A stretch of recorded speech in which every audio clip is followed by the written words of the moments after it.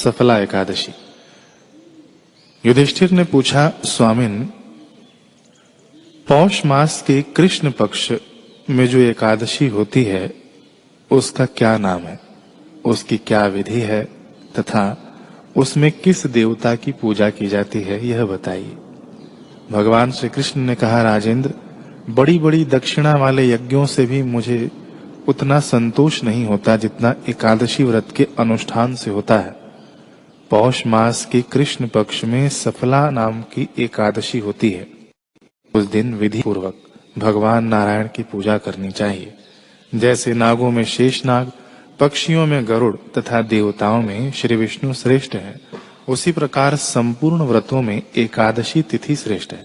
राजन, सफला एकादशी को नाम मंत्रों का उच्चारण करके नारियल के फल, सुपारी, बिजौरा तथा जमीरा नींबू, अनार, सुंदर आंवला, लौंग, बेर तथा विशेषतः आम के फलों और धूप दीप से श्री हरि का पूजन करें। सफला एकादशी को विशेष रूप से दीपदान करने का विधान है। रात को वैष्णव पुरुषों के साथ जागरण करना चाहिए। जागरण करने वाले को जिस फल की प्राप्ति होती है वह हजारों वर्ष तपस्या करने से भी नहीं मिलता। नृपश्रेष्ठ, अब सफला एकादशी की शुभ कारिणी कथा सुनो। चंपावती नाम से विख्यात एक पुरी है जो कभी राजा महिष्मत की राजधानी थी। राजर्षि महिष्मत के 5 पुत्र थे। उनमें जो ज्येष्ठ था वह सदा पाप कर्म में ही लगा रहता था, पर स्त्रीगामी और वैश्यासक्त था। उसने पिता के धन को पाप कर्म में ही खर्च किया। वह सदा दुराचरण परायण तथा वैष्णवों और देवताओं की निंदा किया करता था। अपने पुत्र को ऐसा पापाचारी देखकर राजा महिष्मत ने राजकुमारों में उसका नाम लुम्भक रख दिया। फिर पिता और भाइयों ने मिलकर उसे राज्य से बाहर निकाल दिया। लुम्भक गहन वन में चला गया। वहीं रहकर उसने प्रायः समूचे नगर का धन लूट लिया। एक दिन जब वह रात में चोरी करने के लिए नगर में आया तो सिपाहियों ने उसे पकड़ लिया, किंतु जब उसने अपने को राजा महिष्मत का पुत्र बतलाया तो सिपाहियों ने उसे छोड़ दिया। फिर वह वन में लौट आया और मांस तथा वृक्षों के फल खाकर जीवन निर्वाह करने लगा। उस दुष्ट का विश्राम स्थान पीपल वृक्ष के निकट था। वह पीपल का वृक्ष बहुत वर्षों पुराना था। उस वन में वह वृक्ष एक महान देवता माना जाता था। पाप बुद्धि लुम्भक वहीं निवास करता था। एक दिन किसी संचित पुण्य के प्रभाव से उसके द्वारा एकादशी के व्रत का पालन हो गया। पौष मास में कृष्ण पक्ष की दशमी के दिन पापाष्टी लुम्भक ने वृक्षों के फल खाए और वस्त्रहीन होने के कारण रात भर जाड़े का कष्ट भोगा। उस समय न तो उसे नींद आई और न आराम ही मिला। वह निष्प्राण सा हो रहा था।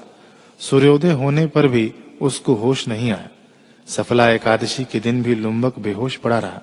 दोपहर होने पर उसे चेतना प्राप्त हुई। फिर इधर उधर दृष्टि डालकर वह आसन से उठा और लंगड़े की भांति लंगड़ाता हुआ वन के भीतर गया। वह भूख से दुर्बल और पीड़ित हो रहा था। राजन, लुम्भक बहुत से फल लेकर जब तक विश्राम स्थल पर लौटा तब तक सूर्य देव अस्त हो गए। तब उसने उस पीपल वृक्ष की जड़ में बहुत से फल निवेदन करते हुए कहा, इन फलों से लक्ष्मीपति भगवान विष्णु संतुष्ट हों। यूं कहकर लुम्भक ने रात भर नींद नहीं ली। इस प्रकार अनायास ही उसने इस व्रत का पालन कर लिया। उस समय सहसा आकाशवाणी हुई, राजकुमार, तुम सफला एकादशी के प्रसाद से राज्य और पुत्र प्राप्त करोगे। बहुत अच्छा कहकर उसने वह वरदान स्वीकार किया। इसके बाद उसका रूप दिव्य हो गया। तब से उसकी उत्तम बुद्धि भगवान विष्णु के भजन में लग गई। दिव्य आभूषणों से सुशोभित होकर उसने निष्कंटक राज्य प्राप्त किया और 15 वर्षों तक वह उसका संचालन करता रहा। उसको मनोज्ञ नामक पुत्र उत्पन्न हुआ। जब वह बड़ा हुआ तब लुम्भक ने तुरंत ही राज्य की ममता छोड़कर उसे पुत्र को सौंप दिया और वह स्वयं भगवान श्री कृष्ण के समीप चला गया, जहां जाकर मनुष्य कभी शोक में नहीं पड़ता। राजन, इस प्रकार जो सफला एकादशी का उत्तम व्रत करता है वह इस लोक में सुख भोग कर मरने के पश्चात मोक्ष को प्राप्त होता है। संसार में वे मनुष्य धन्य हैं जो सफला एकादशी के व्रत में लगे रहते हैं, उन्हीं का जन्म सफल है। महाराज, इसकी महिमा को पढ़ने, सुनने तथा उसके अनुसार आचरण करने से मनुष्य राजसूय यज्ञ का फल पाता है।